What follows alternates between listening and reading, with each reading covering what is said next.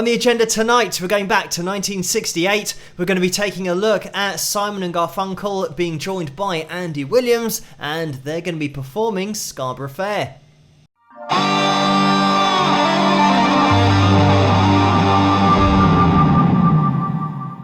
Hello, Phil here from Wings of Pegasus, and welcome to another analysis video. If you enjoyed this video, please give it a thumbs up and subscribe. So, let's get the guys up on screen and see how they get on.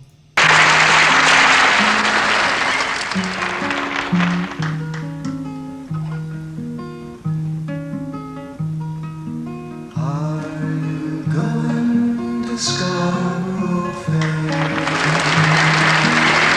Parsley, sage, rosemary, and remember me to one who lives there. She once was a true love of mine. Tell her to make me a cambric shirt. Parsley, sage, rosemary, and thyme. Without no seam nor needlework, then she'll be a true love of mine. Tell her to find me an acre of hill in the deep forest green. Parsley, sage, rosemary, and thyme. Sparrow on snow-crested ground, between the salt water and the sea, bedclothes the child until she'll be a true love. Sleeps unaware of the clarion call. Tell her to reap it with the sickle bellows blazing in scarlet battalion. Parsley, sage, rosemary, and thyme. Order their soldiers to kill and gather it all, and to fight for the cause they've long ago forgotten. She'll be a true love of mine. I'm going to Scarborough Fair. Parsley, sage, rosemary, and thyme.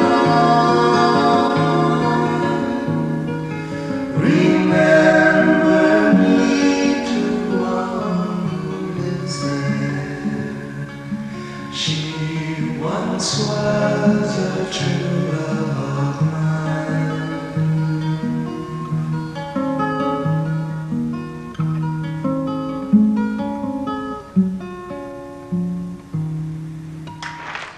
And there we have it. So first of all, just to mention about this from a vocal perspective, the way that all three here are blending their voices so well. They're not leaning into that sound too much. There is a lot of reverb on the sound as well. And this is just part of this song, or this traditional song, as it was and as it has been for many, many years. I think this is one of those songs that goes back as far as the mid-1600s. It was called Elfin Night to begin with, or at least that was a traditional song that then got changed, or a version of that song was then called Scarborough Fair. So it has been around a hell of a long time. Certainly Simon and Garfunkel are the act and the artist that you think of when you hear Scarborough Fair, but a lot of people don't realise that it was a song before that, and this is very much a cover. I think a lot of the confusion came about due to the fact that when they released their own version in 1966, they credited themselves as the songwriters, which of course wasn't true. It had been a traditional song for many years previously, and it had been released in the late 40s, throughout the 50s and the early 60s by other artists and musicians, but they never claimed any copyright on it because they knew it was just a traditional song. And Martin Carthy actually showed Paul Simon how to play this song, and Paul has said in interviews that the version they released in 1966 was just how he remembered it from Martin and Martin's arrangement. And Martin heard it previously from Ewan McCall and Peggy Seeger, because they had it on an album that was released in the early 60s as well, maybe 1965, around that kind of time. In 1966, 6 months before Simon and Garfunkel released their version, Marianne Faithfull released a version of it herself. So it just goes to prove that they didn't write the song, it just didn't have any copyright attributed to it. So when they did release it and then say that they were the songwriters, obviously it put Martin's nose a bit out of joint, because he knew they hadn't written it, and Martin knew that he had shown Paul Simon how to play it and told him about the song in the first place. I think it was just the case that Martin wanted some kind of reference back to the origins of the song, and maybe a credit in there as well, because it was his arrangement that he showed to Paul, but that wasn't forthcoming, unfortunately. Anyway, we're going to be getting into the guitar, because this is one of those songs that's got such a nice flow to it when you're playing it fingerstyle, and I'll try and point out bits here and there. It's not going to be an instructional video, but hopefully you'll be able to get your head around what's going on with the guitar. And just to mention about the song in general, the fact that it's so somber, and there obviously are different interpretations of the song, but this is what great songs and traditional songs are all about, having a message and making you think. The song and the lyrical content is all about things that are impossible, like trying to make a shirt out of something that has no needlework and no thread and no seams. It's been referred to as the song being told by a ghost, somebody that has moved on, and that's why everything that he's saying is impossible. And you could understand that the way that this song sounds, how it's been produced, and in this performance, with all of that reverb on the sound, it does give it that ghostly quality. Certainly, the vocal delivery is really ghostly in nature, because we're not really leaning into the vocal sound here. It's really soft, and all of that reverb really does make it sound like a voice on the wind. Just to give a quick demonstration of that vocal and where it's sitting, we're not belting out in chest voice here, obviously, and we're quite low down vocally in terms of our range. We're very much in this talking space where, even when I'm talking now, there's too much chord closure on my vocal cords, because I am projecting my voice quite a lot so that you can hear me. But if we're playing through and we're now focusing on the vocal, I'll try and put a little bit of reverb on this in the edit so you guys get an appreciation of that ghostly quality to it. But we have this, are you going to Scarborough Fair? And it's kind of like that. There isn't really any stylizations. When I mention stylizations, to give another example, the phrase that I just sang, I didn't have any real vibrato in there. There obviously weren't any vocal runs. We've got just a straight melody here. But if I was going, are you going to Scarborough Fair? And I started to add a vibrato, a wide vibrato like that, it wouldn't sit in there, because it's now more like singing rather than that ghostly voice and a voice that's talking to you. So they're really dancing on the line between obviously singing. They're hitting the pitches here, they have to, because we've got multiple voices on the wind here. We've got three harmonizing with each other, but none of them are applying too much technique in order to keep it sounding like voices. On that very first phrase that I sang, you had the, are you going to Scarborough Fair? And it's such a subtle fair, a tiny little wobble, but you don't notice it, because that's not how people talk with vibrato. You wouldn't go, Scarborough Fair. If you go, hello, how are you? You wouldn't be doing that with your voice. So this is why it's in exactly that right place. So in terms of execution vocally, this is spot on. And I love what Andy Williams' voice brings to the performance, because now you can have the three-part harmonies and you can have these different vocal lines going off at the same time, but the way that Andy Williams just leans into the sound a little bit more, you get a really nice contrast between the voices here. So getting into the guitar work, as you can see, I've got my capo on the 6th fret here, and we're in standard tuning. We've got this really cool open string arrangement going on. Kind of like that. There is a little bit of reverb on my sound as well. There's a lot of reverb in this performance, but that's the point. That's the whole composition and the feel of it. You need that on there. So we've got this, and you want to have your fingers, in terms of simplifying this for you, because of the capo, we're going to be in E flat. But if you imagine being in standard tuning with your, we are in standard tuning, but with the bottom of your guitar where the capo is, imagine playing an A minor 7th shape. That's the shape that you want to make with your 1st and 2nd finger, which will be like that, and just shift it up 2 frets, and then you'll get the chord that we'll be having a little pick through to begin with, and this is just going to be the same chords looped around for the whole performance. But in terms of playing through this and giving you the correct chord, it's going to be an E flat 7th sus2 in terms of this open string sound. But don't worry too much about that, just get your fingers in the right place. And in terms of this cycle on the right hand, we're going thumb on the A string, 3rd finger on the right hand, I'm playing fingerstyle here obviously, and then we're going to be having that 3rd finger on the right hand, high E string, then 1st finger on the G there, and then my thumb comes in, it's just moved down to the D string, so that's, and then, so that was 2nd finger B string, 1st finger G string, like that. And that's the cycle you want to play through. And what you'll find is, when Paul Simon's playing, he's playing really softly and just getting particular parts of the song to pop out. So we have this,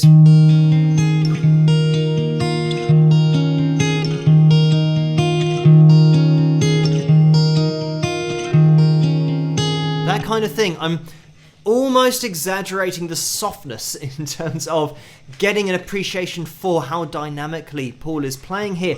And that final pick, it's not something that Paul gets to pop out. So when I played it a second ago and transitioned down to the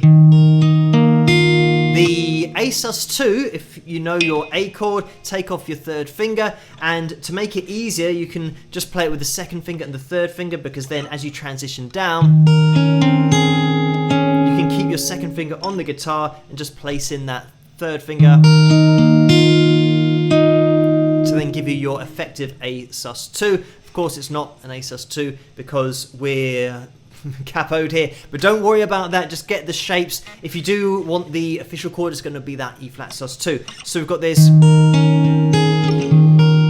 like that, and you want to repeat that same cycle on the right hand, but you don't really hear that last pick. If I was playing it all flat, would have,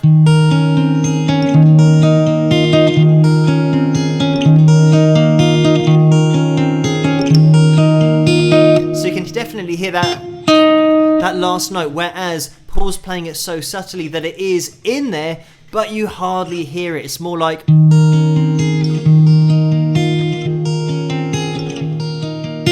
so that you're left really hearing there and there. You don't really hear that last note. So anyway, it's something that once you get used to that sequence on the right hand, you can start to implement the dynamic approach of playing it once you get really used to the changes and the movements. Like I said, it's just one of those songs that's really nice to play on the guitar. Even though it is a little bit somber in mood and approach, lyrical content as well, but it's really great to play, especially for fingerstyle if you are learning to play. So you've got this, and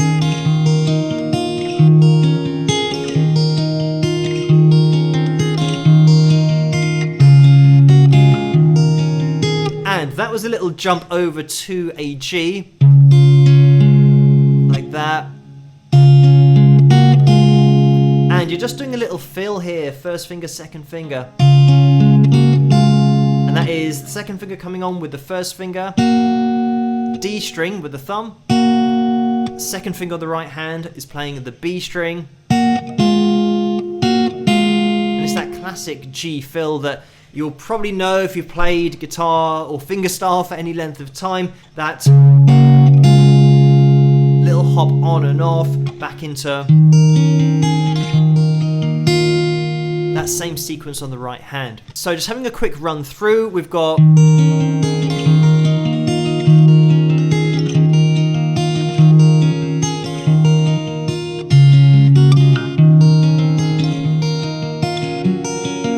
now this is into a C, back into the E flat 7th sus2, C, D, like that, back into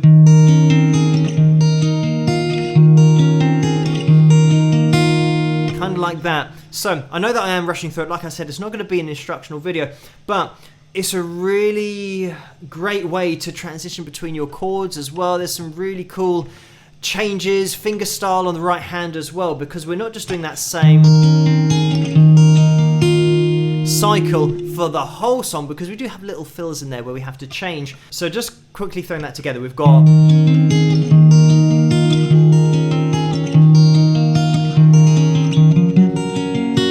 into that C, and we've then got a little rundown, again really cool stuff. We've got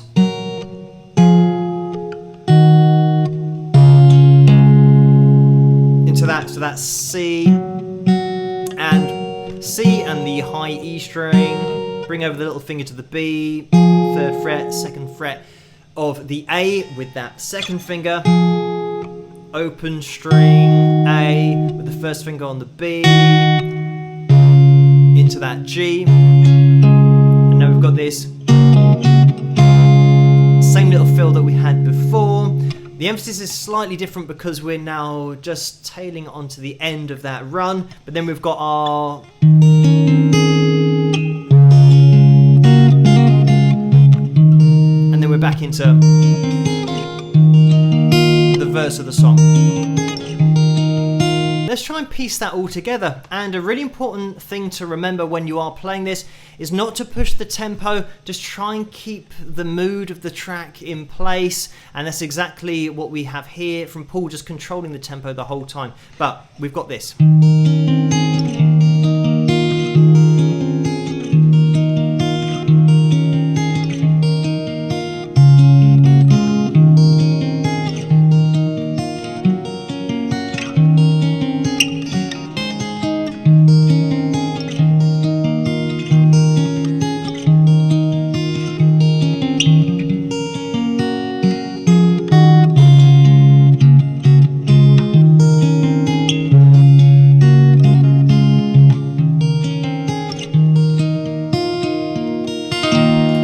That kind of thing, and you just keep on repeating that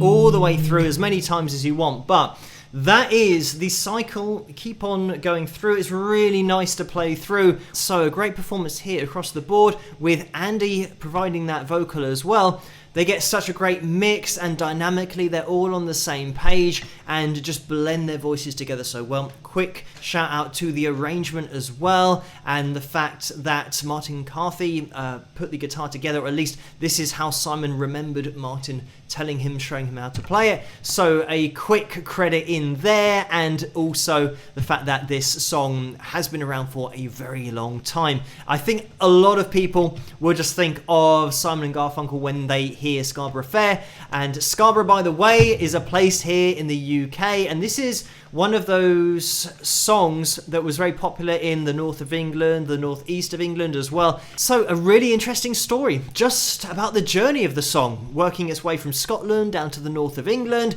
musicians passing it around, everyone getting to know it, and it eventually making its way to Paul Simon and Art Garfunkel, and them having a huge hit with it in 1966, including Andy Williams in this performance. But thank you guys for suggesting and requesting this video for me to take a look at. Keep those suggestions coming in the comments below. Let me know what you guys think, and if you did enjoy this video, please give it a thumbs up and subscribe, and I'll see you guys at the next one. Rock!